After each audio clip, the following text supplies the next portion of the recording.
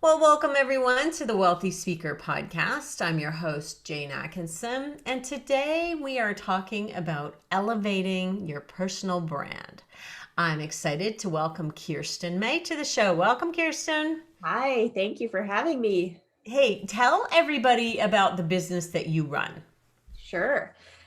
So my company is called Uphouse. My business partner, Alex, and I started this agency in 2017. We both came from advertising agency backgrounds, so we knew it was a business model we were passionate about, but we wanted to do things a little bit differently than your traditional full service agency. And one thing we had been noticing is with the shift to more digitally focused marketing. So if you think about like e-commerce and web-driven sales and social media and all the different digital marketing platforms that are available to businesses, we saw a lot of businesses staffing up their in-house teams because those platforms do require a lot of maintenance. And sometimes it makes more sense to have an in-house hire rather than paying an agency to do it for you. Right. So this was a trend we'd noticed. And so sort of this like growing in-house marketing department, but those in-house marketers still need access to brand strategy, marketing strategy, maybe any particular skill sets that they don't have in-house, like Google AdWords or video production or different things. And so we just decided to build a very agile agency that was all about supporting in-house. And so that's where we got the idea for Uphouse. So Ah, that's what our company is called. It's all about elevating in-house. I'm glad that you didn't go with the name Outhouse. Did you Yeah. think about that one? Only one person has made that joke at our expense so far. So I'd say after 3 and a bit years, we're doing pretty good. Okay, that's really good, really good. And something just I think to land on just for a quick second is that when people name their businesses, Yeah. I mean, it should be something that makes people want to lean in with curiosity and want to know Right. more, right? Yeah. And Yeah, I guess you're right. Like naming is so tricky. Like we do some naming and it is very, very challenging. yeah, There's just so much creative territory that you can cover with a name. There's lots of good business cases for different types of names. If you have like a name like Uphouse, which is just two words put together, or maybe you're using your own name as your business name, or maybe you're making up a word, like Trivago is an example I often use right. for a made up word. And, you can kind of make the case for any one of those. So it's definitely challenging. Like names like Trivago are easier to trademark if that's important to you. But Mhm. if your brand is yourself, you might want to include your own name. But maybe if your name's hard to pronounce, you might want to come up with a pseudonym or maybe just your first name or your last name. So it's definitely tricky. And when we help folks with naming, we just like run the gamut and then start to go to their audience and get feedback and start to check the availability of the .com or the .ca and Right. just kind of start crossing the options off the list that way till you land with something that you like and that's available. And I will say that in our business, the easiest thing to land on is going to be your name.com when it comes Right. to building your website, because what we know is that that's never going to change. Yeah. Whatever your brand du jour is, will Yes. likely change over the course of time. And so sometimes I think it pays to be clear over clever and Yeah. make it really easy for people to find you. So we'll say that. But I want to talk a little bit about your bio on your website at Yeah. Uphouse. Is it uphouse.com? What's your URL? It's uphouseinc.com because actually uphouse.com, the domain has been parked by a company that's trying to sell it for a lot of money. So maybe that's also a case if someone hasn't yet booked the domain with their name and it's available, Go just do get it. it. It's $12 a year and then you have it, you There know? are vultures out there who There are, yeah. So we're uphouseinc.com. yes, yes, yes. I have a few clients who are waiting for their name to come up. Yes. I wanted to mention something about your bio just Yeah, because it's so in the news right now. Why sure. is it important for your brand to say an LGBT plus owned business? Yeah. So we are in Canada, and there is this initiative called Supplier Diversity Canada. And Mm. this was started by the Women's Business Enterprise Organization to really put a spotlight on women owned businesses. And that kind of came from looking at some of the biggest organizations that use suppliers. So, like if you think of all our telecom companies and all the big banks and even consumer packaged goods like Kellogg's, Right. they are wanting to drive diversity in their organization, but they don't always know to look for those small and mid-sized women-owned businesses, and those small and mid-sized women-owned businesses don't always know where the opportunities are in an organization like Kellogg's. So it started this national movement about really putting a spotlight on diverse owned businesses and just matchmaking between folks who are trying to procure diverse talent and people who are diverse talent.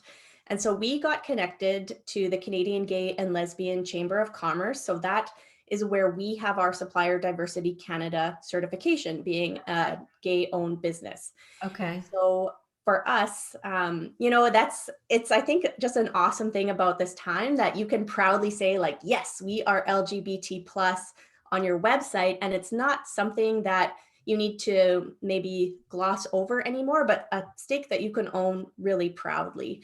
And through this participation with CGLCC, it just allows us to connect with procurement organizations that are looking for diverse talent. And I would think that we're just on at the beginning of that wave of Yeah, companies yeah, who are going, hey, wait a second. yes, We're starting to get our boardroom table looking a little bit more diverse. yes, Let's do some work kind of down the ranks and yeah, make sure that our team looks diverse, but also our suppliers. And I think that yeah, that's really interesting. Now, just for the information of our listeners, and I, I have to tell you, Kirsten, yeah, um, it's I'm so nervous sometimes to right, say the wrong thing yeah, that and not get it right, that somebody's going to be angry with me, that sometimes I'm like, okay, just don't say anything at all. But yeah, that's not the way to go either. I yeah, want people to understand what the LGBT, it used to be Q, but now it's yeah, a plus sign. right. I want you to just explain for people, so that we can all be a little bit more inclusive and kind of understanding of what is happening. What does that plus sign mean? Yeah, I think that plus sign is something that I've noticed becoming more prevalent probably in the last 2 years. Hmm. And it's to encompass all the other groups that can fit within that Right. category, I guess, if you're going to use a business term. So, lesbian, gay, bisexual, transgender, queer or questioning, and two spirited is typically the full group that is identified in that acronym. And I would say, let's perhaps say that you're a speaker that's wants to talk about, let's say, like transgender rights. You might want to use the full acronym and include everyone because that's central to your business and your brand. Right. Whereas for us, through our CGLCC uses that LGBT plus Mhm. shortened acronym, so we feel comfortable using that acronym as Right. well. But I think it's still a bit of a personal choice on the part of And the I wouldn't business. want to offend somebody who Right. might think of themselves as queer and go, oh, Yeah. well, we're leaving you out. You're now just a plus sign. I Your just plus. was Yeah. very curious about having a conversation about that. Yes. Yes. And we'll continue on this podcast to try to be more aware and more diverse, and we're learning all the time. And Right. I hope that that's the case for everybody out there in business, because Yeah. this is the reality of business today, right? Yeah. Totally. Yeah. And I think just as long as you just do some thinking on it, Mhm. just so that if anyone ever does question you, because especially if you're active on social media, there are a lot of different conversations happening. So just as long as you have your own personal story, you Yeah. should, that's a good place to start. Yeah, gotcha. So, okay, moving kind of shifting gears over towards personal branding. What does the Yeah. speaker need to consider first and foremost when it comes to starting to develop their personal brand? I think the first thing they need to consider is also the hardest thing. And I think it's hard for entrepreneurs and sole business owners and speakers. I think it's as hard for them as it is for big organizations. And that is simply being specific. It is the hardest thing to do because you want to capture as many opportunities as are available to you, right? As many speaking gigs, as Ah. many Are you podcast talking interviews. about picking a lane, I am Kirsten? talking about picking a lane. Yeah. Oh, yeah. We talk about that all day long over here. So thank you Awesome. for starting on that point. Yeah. And I mean, I've seen this, like, I've actually seen this with a lady. She's a mentor of mine. Mhm. And she struggled with this for years. She loves speaking and she loves educating. And she's an amazing speaker. She's very dynamic and she's extremely qualified to speak on HR related topics. Mhm. And like, HR is a broad field and she has very broad experience. And she's also a very successful female entrepreneur, big business, lots of awards, lots of books, lots of niche groups that she's worked in. So when she was putting her speaking bio together, it was like a laundry list of all her qualifications. But yet there was another speaker in her market who just talked about happiness. She was like the happiness gal. Mhm. And for whatever reason, she got booked twice as frequently as Mhm. this woman with all this credibility. And she couldn't for the life of her like get her head around like why would this woman get booked so much more frequently. And I had to keep telling her like it's because she's known for one thing. And it Yeah. was so hard for this mentor of mine to just land on that one thing. And I think it's because one, she didn't want to sell herself short, and two, she wanted to capture all the opportunity that was out there. Yeah. But it's hard. Of my former boss before starting Uphouse had this awesome analogy that I'd love to share with you. Yes, please. He used the analogy that if imagine you have a bag of oranges, like a bag of navel oranges. Yes. And let's pretend, Jane, like I threw all the oranges at you. Like there's 8 oranges in a bag. So how many do you think you would catch? Hmm. Maybe Like couple? maybe a couple. Yeah, totally. Most of them are going to land on the ground though. And maybe you'll be so like, that you won't catch any. Whereas if Right. I just tossed one orange at you, you'd probably catch it, right? And the same thing Ah. goes in marketing. Like you got to pick your one orange that you're going to throw. And it's such a good analogy because Oh, it's such a that good is really visual good. example. Yeah. So I mean, that's the best place to start. And it's also the hardest thing to do is to And pick that one thing. of course, you've heard that whole idea about throwing spaghetti at the wall, Right. See what one most sticks. people, Totally. right? Just to Yeah. see what sticks, and maybe one or two will stick. But I Yes. think that this is one of the things that I think is really important about considering their personal brand is to be really intentional. Yeah. And that's a part of it. Picking a lane is Yeah. being incredibly intentional and then kind of rolling down that lane. Okay, Mm, so let's go down a rabbit hole here for a second and sure. talk about what this looks like every day out on social media. So let's Mhm. say if you pick happiness, back to Yes. your mentor, let's say you pick happiness is your lane. Yeah. And when you're out there on social media, up until now, you have been posting about leadership and this and culture and da da da da da da da. Da. Mm, If you're not pulling it all back to happiness, then you're right. missing the boat, right? Right. Yeah. And social media is such a tricky one. And I'm glad you landed on that because it just feels like an endless cycle of content you need to produce. So Yes. you might feel like a broken record Mhm. talking about happiness all the time. But if you think about it from the user's perspective, like they're not eagerly waiting for your latest post. Like if you have Right. maybe your like spouse or parent is, but most likely your general follower is not. They're only going to see you once in a while in their feed, depending on what the algorithm is pulling for them that day. So, and again, I think, in marketing and advertising, that is a rut that people can fall into. You feel like you get bored or fatigued of your pitch, but just remember, like, people are bombarded with all sorts of different messages today. There's a lot of distractions. So take heart, like keep pumping that message. It will pay off for you. Yeah. And I keep referencing Mel Robbins' book, The 5 Second Rule. Okay. And basically this book, I mean, it could be the Nike swoosh, just do it. Yeah. That's the whole rule behind the 5 second rule is when you're thinking about doing something, you say to yourself, Right. 5, 4, 3, 2, 1, and then you just do it. Right. Yes. And her speech is 1 point, just do it. Her Okay. book is 1 point, just do it. And there's like a million stories over and over. Yeah. Yeah. All of her social Yeah. is got 1 point, just do it. Get off the mark, just do it. And so you think, oh, people are going to get tired of that. And it's just not the case. And I think it's a great reminder for people, and it's even okay to just have one key idea, one key point. So let's talk about somebody who's maybe an emerging speaker, someone who's just starting out, and they kind of want. Let's talk a little bit about the brand periphery. Hmm. The Okay, so we know like a name and maybe some marketing language, a promise statement is what we call it over here. Yeah.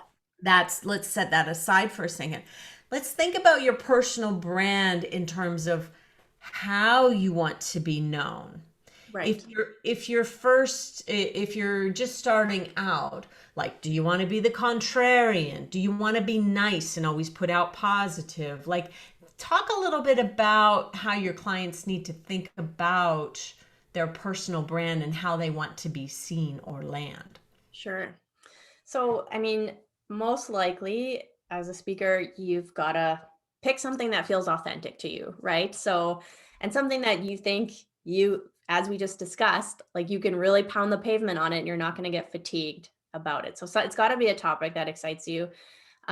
For me, like I get a tingly feeling when I hear an idea that I just think has a lot of potential that just resonates with me. I get a physical reaction. So I've over time learned to like pay attention to that feeling. So you might get that as well. You might also need to vet your idea through a lot of different people and gather a lot of feedback, or maybe just vet it through one person whose opinion you really trust. So let's say you start with like 10 ideas for the how of your brand, and now you want to nail it down to the one idea. I would recommend doing some research on who you want to book you or where you want to speak, and see if there's a gap that you can fill that aligns with what you enjoy speaking with, because your brand exists in the mind of your audiences, right? And so ultimately, what you're trying to do is shape the way they think and feel about you. And that if you can do a really good job serving that audience, you're going to shift from a one time transaction, whether a one time seeing a social media post or a one time hearing you speak, into most likely a longer term loyal customer or an advocate. Because I would imagine for a lot of the speakers listening, the speaking gig is not their sole business. It might be a business development tool to potentially capture some new audiences and drive back to perhaps a consulting business or something like that. Would that be the case for your listeners? Yeah, definitely. The speaking is often the rainmaker, and then Yeah. that will lead to other revenue streams. And we certainly try to encourage people not to have all of their eggs in the speaking basket. Yes. Okay. So it would be helpful again is, you probably have this audience in mind who are these eggs, for example, and think about what you can offer them that's going to enrich that relationship beyond the transaction. So like you might offer the very best like quality of service. You might help them feel exclusive in some way, like by being aligned with your brand that says something about them. Mhm. You might be like an educator or someone who loves to share wisdom, and that you're really going to enrich that customer's internal sense of self, so their sense of self improvement. Or Mhm. you might be someone that's like fun or passionate or funny, and you have that magnetic personality and you want to rally people perhaps around a community where it's kind of like what you see is what you get, I think is a term you use, Jane. And it's like, come on in, everyone's welcome here. So that's another layer you can add to your brand that's just going to help distinguish you potentially from competitors and allow people to find a place with you. So if I want to just trust you've got the best quality, I know where to go. If I want to feel exclusive, I know where to go. If I want to learn, I know where to go. If I want to meet a bunch of fun people, I know where to go. Right. Nice. I like that very much. And so it was funny because before we were talking on email, you and you said, "Is this going to be videotaped?" And I Yeah. said, "Yes, it is." And I told you that my brand is authenticity. Yeah, And totally. so you don't see a lot of makeup, and sometimes Yeah. I comb my hair.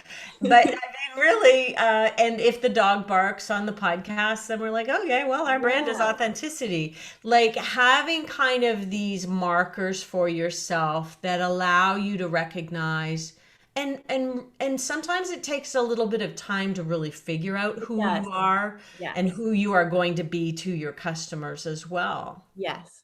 Like, Yeah, it's definitely something that's easier to pinpoint when you look back than when you're maybe standing at the threshold trying to plan going forward. So I will give that, I guess, yeah.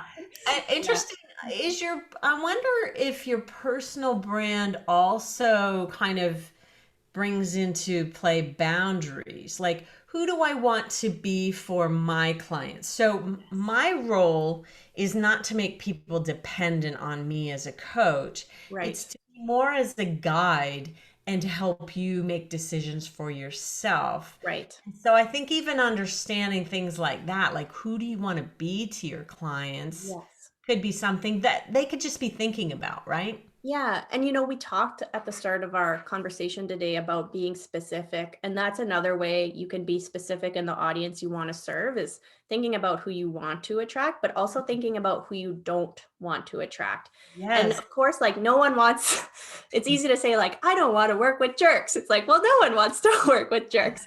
But think about someone who is a good audience, but just maybe not a good audience for you. So, someone might want an audience where that requires a lot of hand holding because maybe that's the kind of high touch service they like, where you want someone that's looking for more of some guidance and empowerment, and then they have the confidence to go and take it and implement it themselves so that you don't have to be holding their hand along the way. Yeah. Both great audiences, just one a better fit for you and one a better fit for someone else. So it's helpful to think about that as well. Yeah, and one of the exercises that we do inside the school is we take people through figuring out the traits of their perfect client. Cool. So we might put things on the list like they see my value and they get that I have credibility. Right. They trust me. They don't micromanage my presentation. They pay Right. me gladly and on time. Those Yeah. are some of the things that help kind of provide that clarity about who is your perfect client. Yes. Maybe not necessarily a part of your personal brand, but I think it all comes together in a nice package, right? Yeah, it sure does. And then also just simply the fact that your time and money to spend on promoting yourself are always going to be limited. So it's worthwhile to spend your time going after those folks that you want as opposed to the other folks. So even if you just kind of take a very brass tacks approach to it that way. Right, right. And you'll be able to identify them very easily when they come to you because you'll be like, Yes. "Hey, wait, that's my perfect client." There you Yes. go.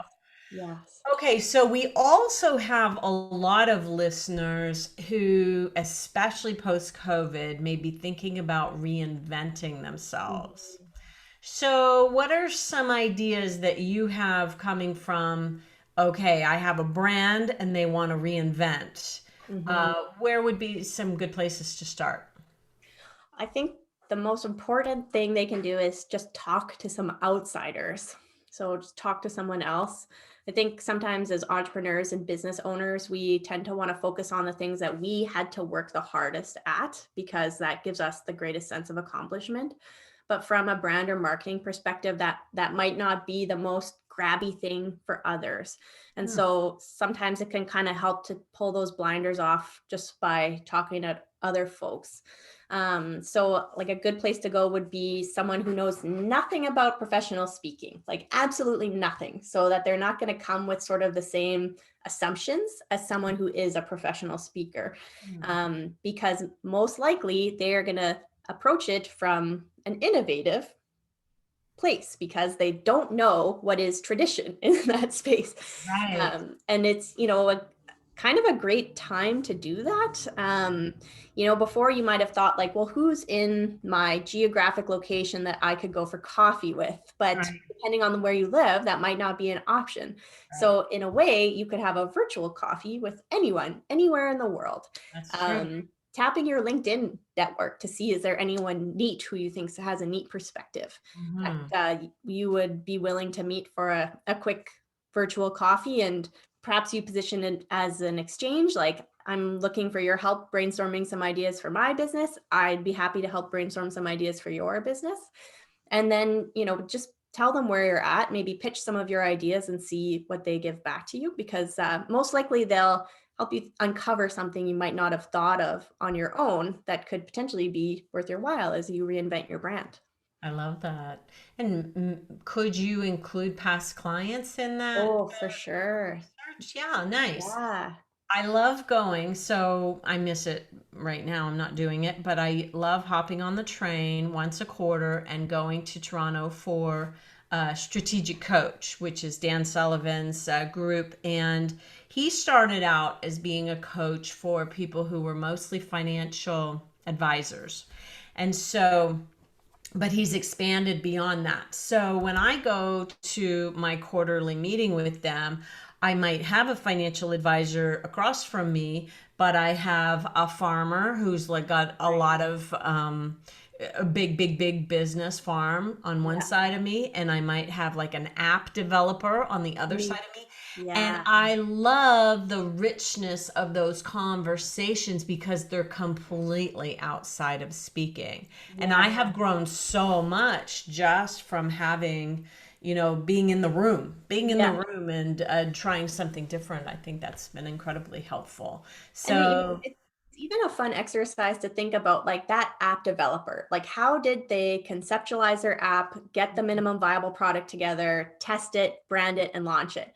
And then yeah. if you wrote down those steps and you're like, now I'm going to try to follow these same steps for my speaking business, you might come up with something really cool, right? Because you use a different methodology to get at the same idea. Exactly. And probably there's a huge part of which is testing. And I know Yeah. that I'm really weak on analytics. And so Okay. that could be something that I could really learn a lot from that person as a result of that.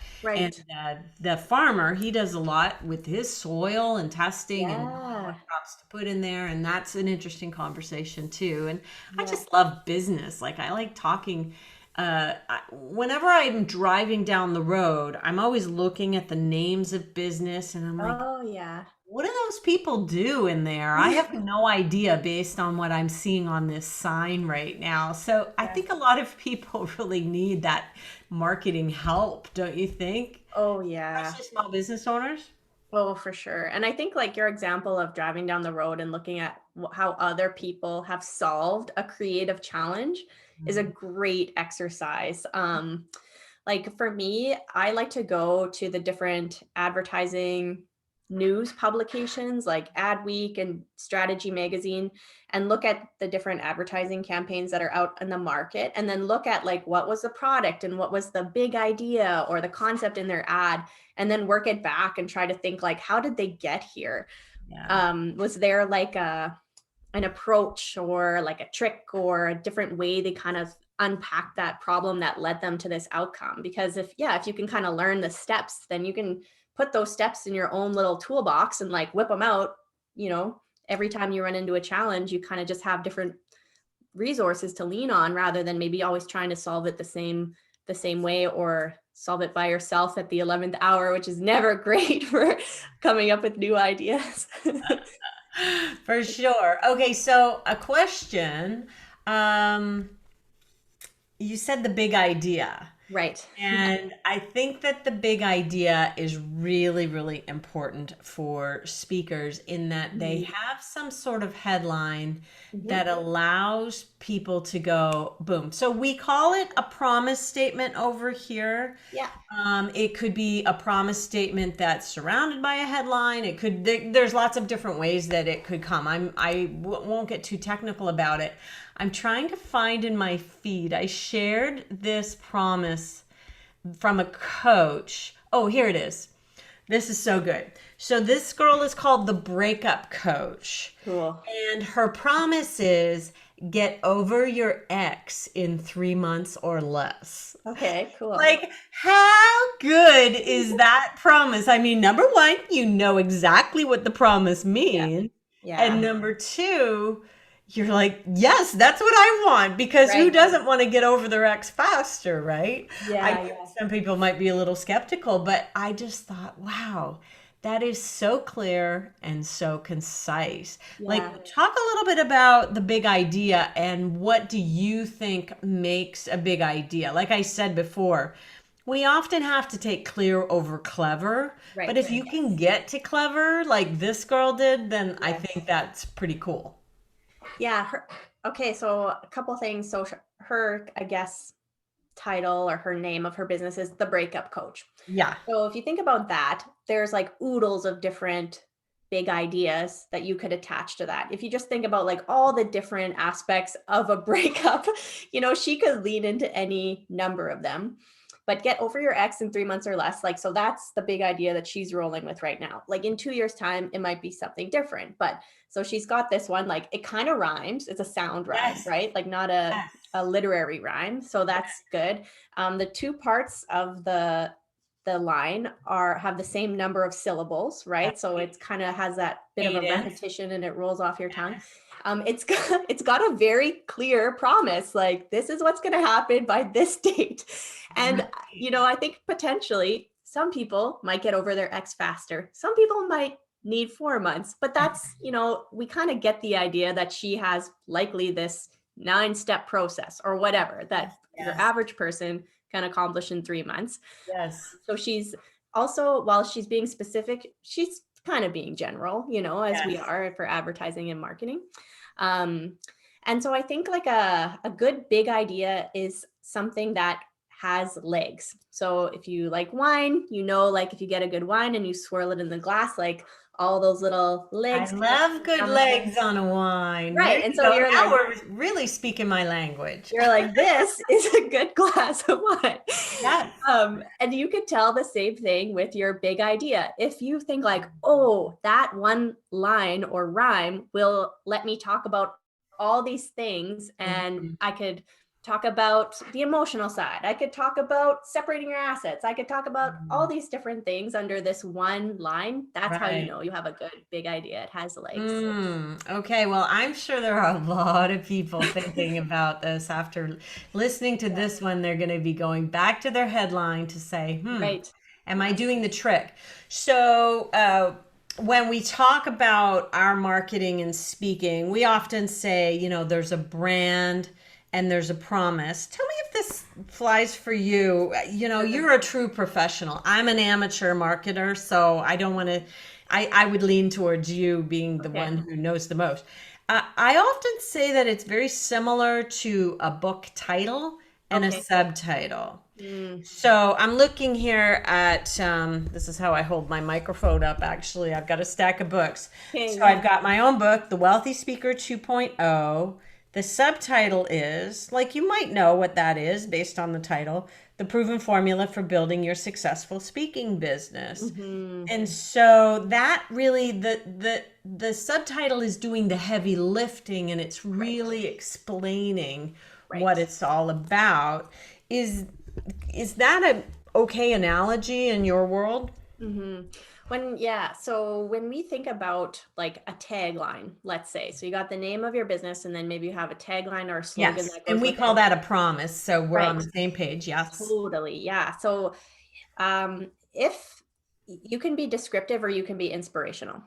So being descriptive is great, right? Because it's going to tell people right away what you do, but it might not invoke a feeling you want people to get when they interact with your brand, in which case you can then choose to be inspirational, but then you're going to have to do more work in your other communications challenges to explain Fill in what the it is. So blanks. it's just, there's always a trade-off and you just have to Yeah. decide where you want to invest your time. Oh, interesting. So say if you're Nike and Yes. your line is just do it, and we don't know who Nike is, Mhm. then you might need to do a little bit more explaining that we provide this and this and this. Okay, that's really good. That's helpful. Thank Yeah. you. Oh, yeah, you're welcome. Now tell everybody about the book that you wrote. I know. I love that you use that analogy because we went through that same exercise. And I Yes. have to tell you a funny story. Okay, so our book is about outside perspective. It's the idea that people who are experts in the business or marketing or brand are often the least qualified to innovate around it or come up with something new or creative because Like you can't. you can't see the label from the inside of the jar. Is that what you're saying? Exactly, 100%. Okay. And so it just kind of unpacks different ways we work organizationally that is Mm. creating proximity, which is a bad thing if you're after creativity or innovation. And then it proposes some like different ways, some way you can turn that system on its head to get a more creative outcome. So it's a very practical book. And that's why this, when we talked about like, why is it important to be a diverse supplier? How can you get some new ideas on your business? That's why I love talking about that because I'm like, oh, we Yes. wrote a book on this. And so Ah. our original title for the book was Don't Come Any Closer. I like that.